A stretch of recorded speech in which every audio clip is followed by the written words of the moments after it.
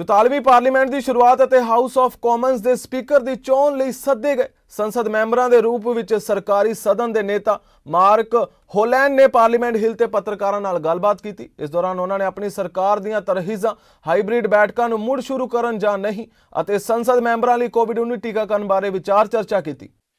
And it's my intention with all parties to operate in a way that is logical and preeminently reasonable so that we can find common ground.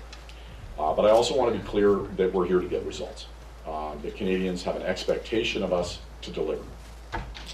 And in the beginning of this Parliament, I want to be clear and frank about what I think is possible, about what I think we can achieve over the forthcoming 4 weeks period of time.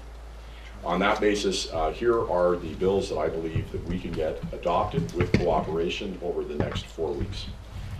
First, let me start with the support for Canadians who are still impacted by the effects of COVID-19. We are in a time right now of great economic growth. We're seeing that we have some of the best economic growth of G7 nations. We see that our job situation is actually better than when we started the pandemic. But unfortunately, there's still a number of sectors that are being adversely impacted by the pandemic, where individuals are in need of continued support. I believe Canadians want to see action on that immediately.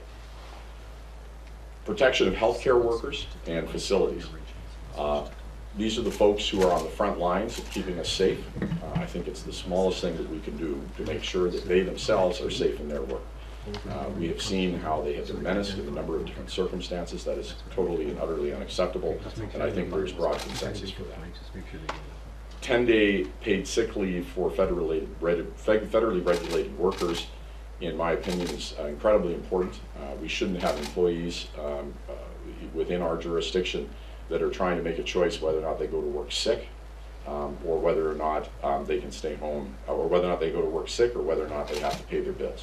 It's an unfair choice for them to have to make, particularly in this period of time. Lastly, a ban on conversion therapy. We had an enormous amount of opportunity to discuss and debate this during the last Parliament. I see no reason why we should delay on this matter at all. I think with goodwill, all of the things that I've mentioned are possible in terms of adoption by Parliament.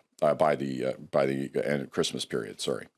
And I do think that we're going to continue searching and looking for other areas to work. But I want to speak briefly before I turn to make these comments in French to the situation that we're dealing with today with in-person versus hybrid. I have to state that I'm incredibly frustrated that we have not yet been able to find common ground on this issue. We saw just last week that the Conservative caucus saw an individual test positive for COVID. The Conservative position to me would seem to be that that member should therefore be disenfranchised. Clearly they can't be here today, but they could participate today.